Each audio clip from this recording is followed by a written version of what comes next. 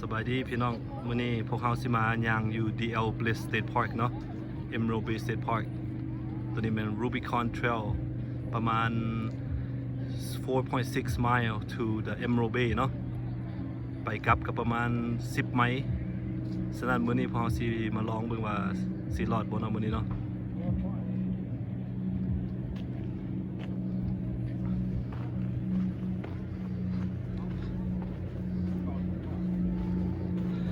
ย่างเข้ามานี่มีวิวงามพี่น้องคนขี่เรือขี่อย่างนี้ครับเฮาสิย่างอ้อมไปสิล่ะเป็นแคมป์น้ำไปเลยเนาะ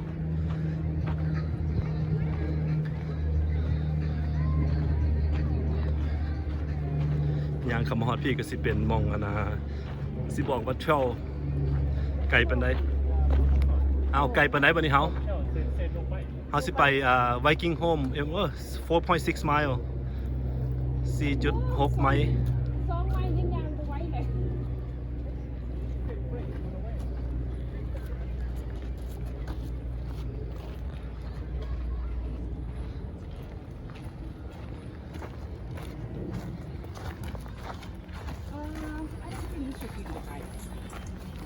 I mean, he couldn't even down there with it. I mean, yeah, it's narrow like that, so it'd be on the bike. It's kind of... นี่พอกันยางเริ่มยางแล้วเนาะตอนนี้เนาะ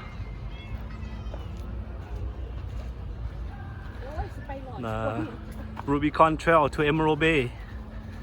only 4.6 mile not that far you can do it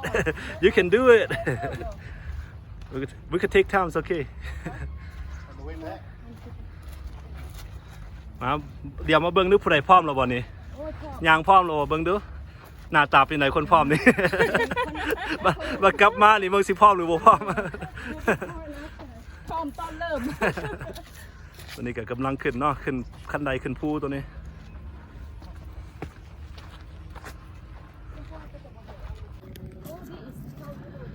ตัวนี้กำลังขึ้นไป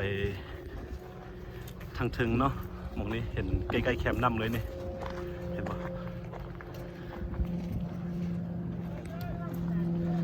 วิวงามพี่น้องนี่ก็เป็นก้อนหินเป็นอย่างเนาะ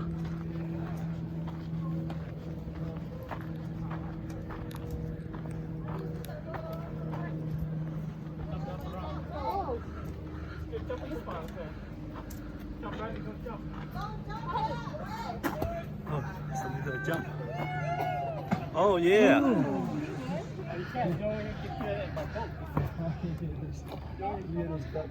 Oh no พอดีเลย คนหากระโดดเนาะเมื่อกี้เนาะ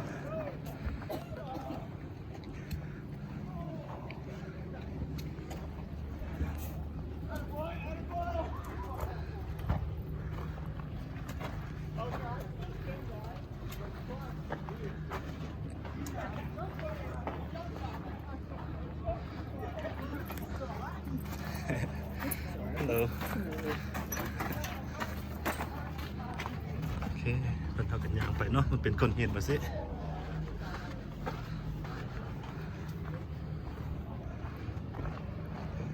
บอกวิวกับงามพี่น้องมีก้อนหินเนาะเขากองก้อนหินที่รักใหม่ยังใหญ่เนี่ยสองคนนี้เทคเบรกเลยเนาะบ่ได้บ่แม่นเขาควักไทยหุ่มให้บ่แม่นเบรกกับเบรกแต่ว่าก็ต้องการเบรกกันได้เนาะบอกคือซื่อๆอาบแดดคนหินเห็นควรยืนแบกก็เห็นเลยอ๋อยกจับใหญ่จับเมียนก็เห็นเท่านั้นแม่ชายโหบว่าวิวค่อยงามนะท่านนะชายบ่มึงคนอยากไทยเหรอชายแม่งามเลยนี่ชายเอาผู้หญิงไทยก่อนงามนะวิวนี่นะจะนายผู้เบาสิไปไทยไอ้ผู้สาวอันแก่ก่อนเนาะโอ้เบิ่งวิวเนาะคักเลยนี่อยู่นี่ว้าวเห็นเลคทาโฮเนาะวิวงามนี่ไปถอยใครไป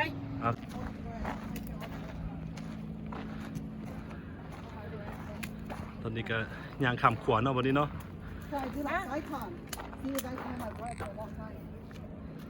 Do what? Girls.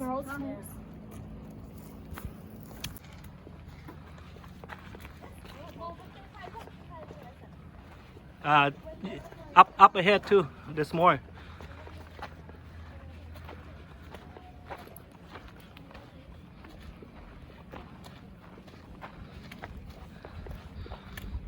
วิวคักขนาดเนาะเป็นวิวเป็นนั้นเป็นเทรลกับย่างสบายตัวนี้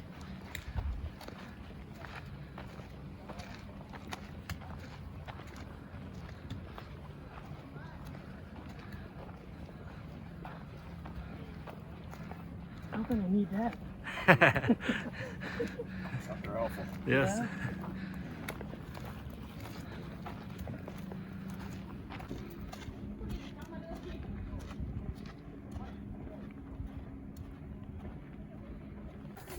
Yeah. Yeah. Got stuck. ระวังแต่มันมึนเด้อระวังแต่มันมึน No, us girls and then โอ้โอเค Where was it? On this side easier. ขึ้นก้นหิน ปีนก้นหินเนาะ oh, it's not bad. No, this side's easier. เบิ่งเบิ่งวิวดูนี่ว้าว So scary. Looks good. Don't go over there. Oh, looks good. After the one, this one more stable. That one, no. ว้าว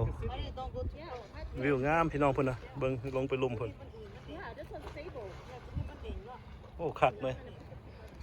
ฮะโดดคนโดดออก There's a lot of good jumping spots. เนี่ยน้ำมันก็ดีบ It's the only way you have to come on a boat. นี่มันวิวจากทางเทิง Rubicon Trail เนาะนี่เนาะวิวบ่คักๆพี่น้อง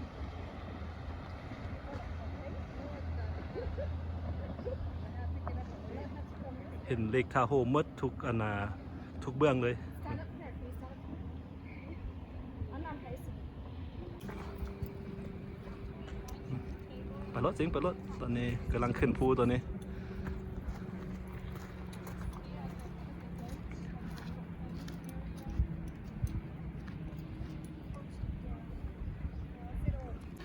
ไอ้สิงเอาบอลนี่เอาอยู่วะอาจจะฟังอยู่บ่ You have one? อ้าวยางมาบัดแล้วเป็นยังไงเฮาเป็นยังไงนี่โอเคบ่ ตอนไปแบบนี้บัดเดียวนี้มันแบบนี้ ยัง โจตมเสิร์ฟ ยังโอเคยังโอเค you still okay Yeah. As long as you're not walking like this. you can do it เป็นยังไงมื้อนี้คักบ่มื้อนี้วิวงามเนาะเพิ่นกินน้ำแซ่บๆอีก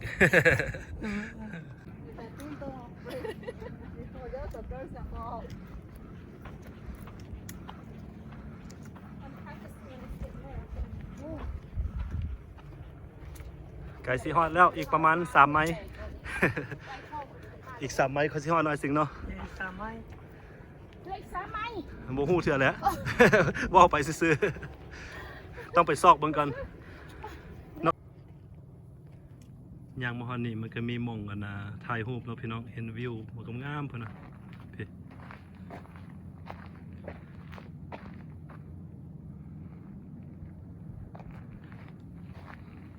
นี่ก็สิไปต่อเนาะก็สิใกล้สิฮอดครึ่งทางแล้วตัวนี้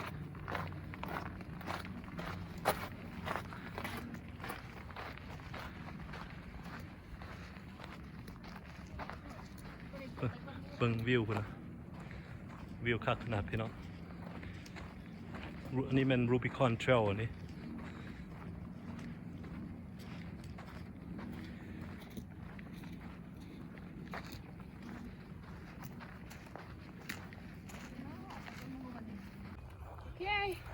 โอเคบัดนี้ไกลสิฮอดแล้วเด้อนี่ยังอีก2 ไมล์ไป Emerald Viking Home นี่เด้ใกล้ละ2-3 ไมล์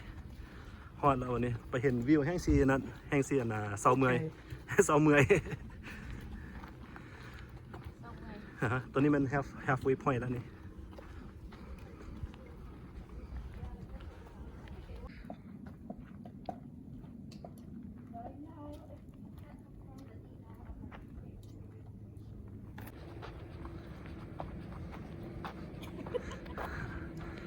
We're gonna jump. What you guys doing? Like a monkey.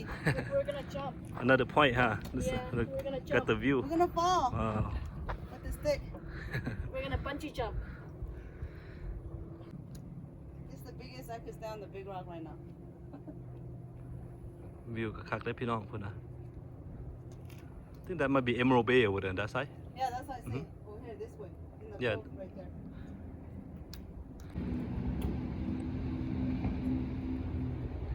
ตอนนี้พวกเราก็กำลังย่างสิลงไปน้ำเนาะตอนนี้เนาะ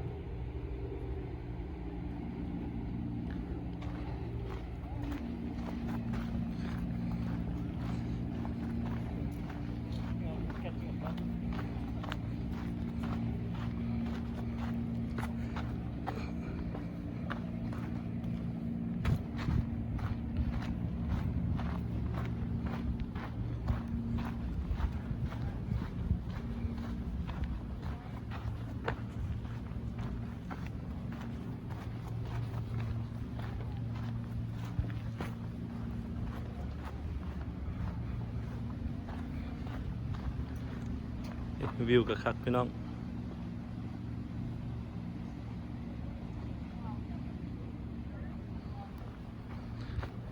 ย่างต่อก็ใกล้ๆละลงไปใกล้ๆน้ำแล้วบัดนี้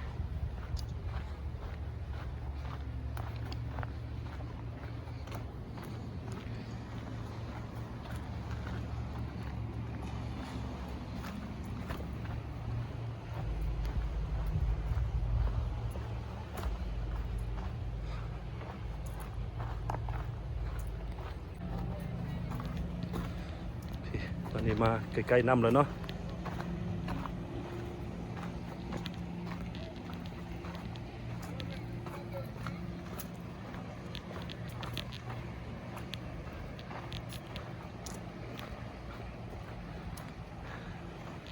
ใกล้แล้วกสิฮอด Emerald Bay ละพี่วิวงามหลายพี่น้อง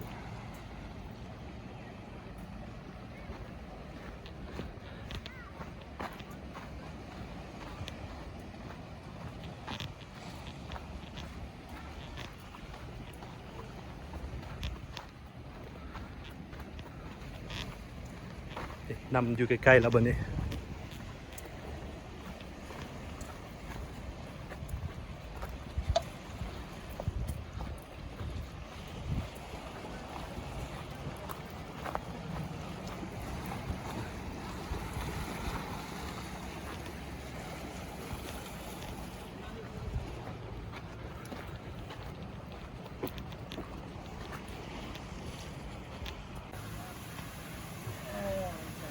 ย่างทางน้ำนี่ก็มีน้ำตกน้อยๆเนาะ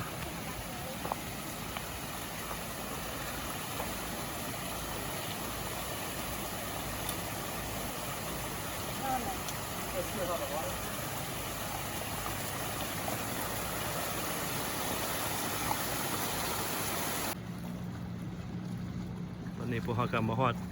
ใกล้ๆแคมป์น้ำเนาะตอนนี้เนาะสิลงไปล้างหน้าจากบาทก่อนพี่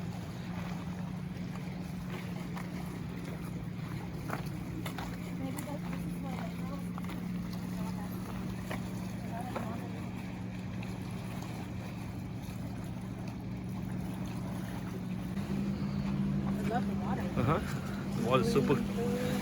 super clean clear ฮอดแล้วพี่น้อง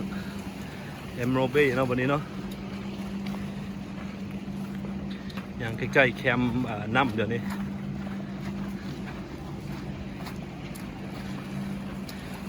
nice view คนเขาจะขี่เรืออยู่บน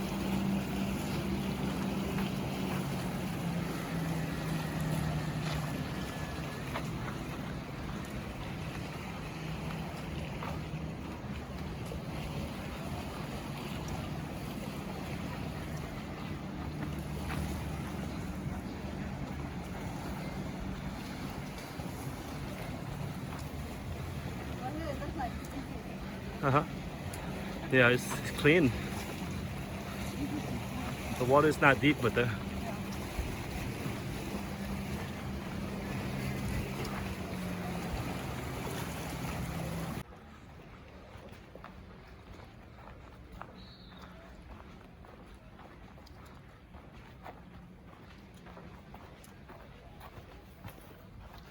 picture right here, no? You guys want to take a picture right here or no?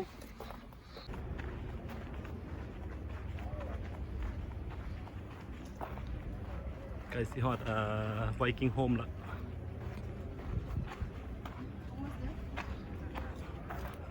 almost Rubicon Trail look Viking Home just 0.9 miles away that's it ใกล้สิฮอดแล้วนี่ Rubicon Trail Oh, we're still going another Eagle Point. Just kidding. Yep. there you go only That's it, 0.9 right? miles สิฮอดแล้วนี่ Yeah. ใกล้สิฮอด Viking Home แล้วเนาะอีก 0.9 mile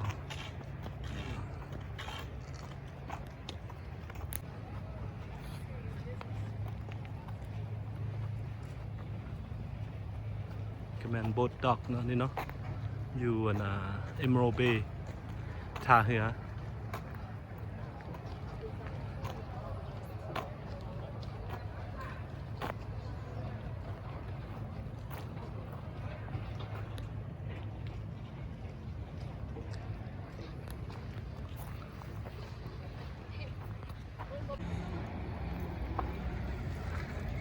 นี่ก็ไป Rubicon Trail to Viking Homes นะ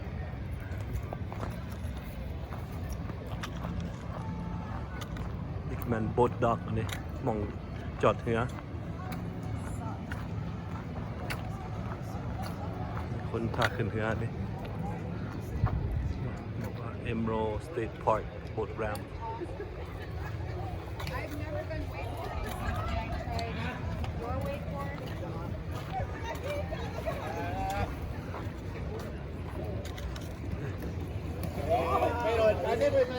ก็แบนมองเขาจะจอดเรือท่าเรือมีเฟอร์รี่พุ่น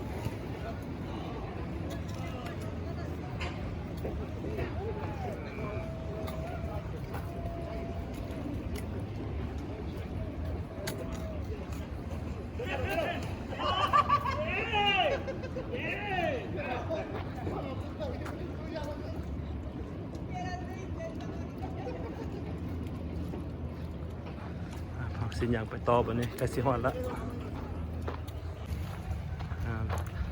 ฮอดแล้วพี่น้องอันนี้มัน Finesse Island เนาะนี่เนาะ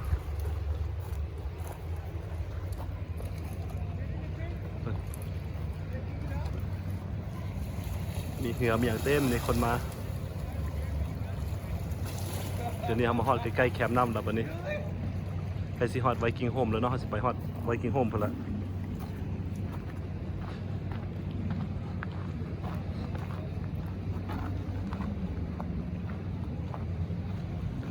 พี่ก็มีคน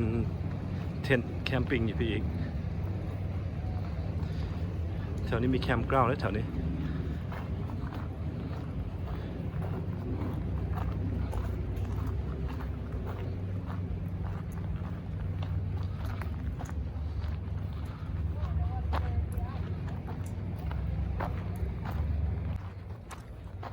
ตอนนี้ก็กำลังขับขวานะตอนนี้เนาะ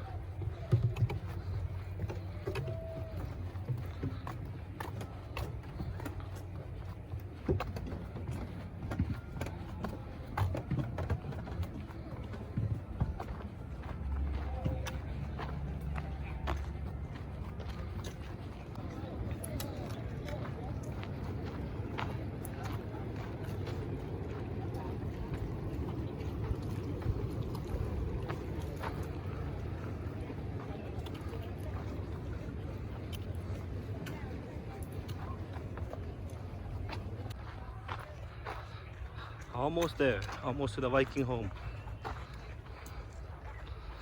Just across right there, ใกล้ๆแล้วนี่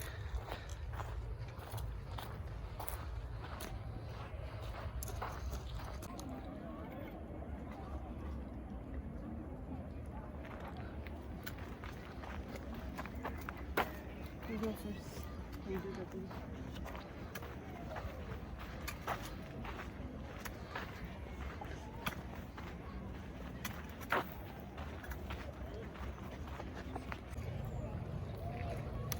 นั่นก็เป็น Finesse Island พี่น้องคนหลายได้อยู่นี่ There's a island. Yep, that's the famous island of the tower เนี่ยทั้งถึง castle. That is a castle. Where did we start at? Rubicon Trail from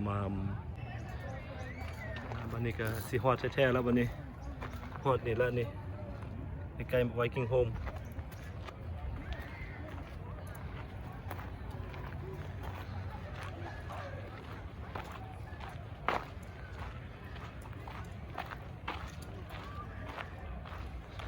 ย่างไปดีก็บึดเดียวก็สิฮอด Viking Home แล้วเนาะย่างมา 4.6 ไมล์มื้อนี้แล้วคือจังได๋ก็สิได้ย่างกลับอีก 4.6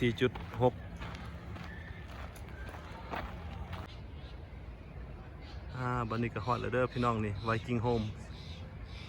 สร้างตั้งแต่ 1900 พุ่นละ80 ปลายพุ่นละนี่นะ1880 ปลายพุ่นละนี่เป็นเฮือนที่เก่าแก่ของLake Tahoe นี่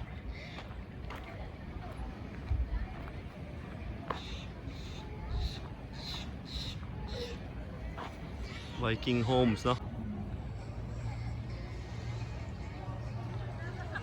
นี่มัน Viking Home ฮอดแล้วพี่น้อง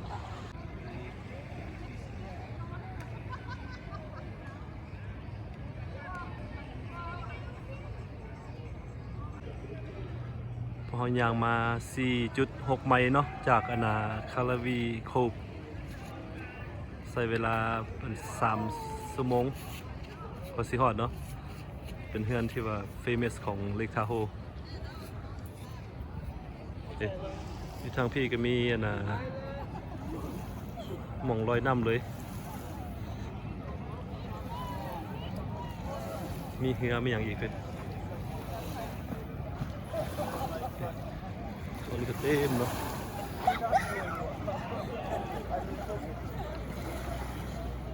ติดกับ Viking Home เลยเนาะนี่เนาะ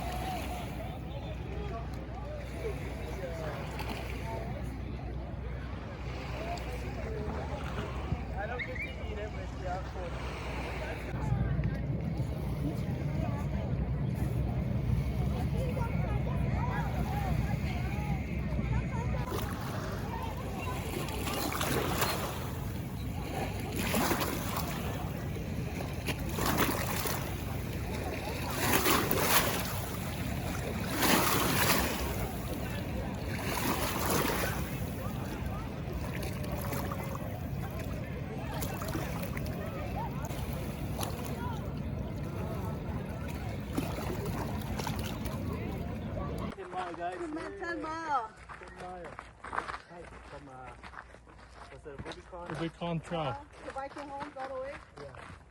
And you don't live tired. Good.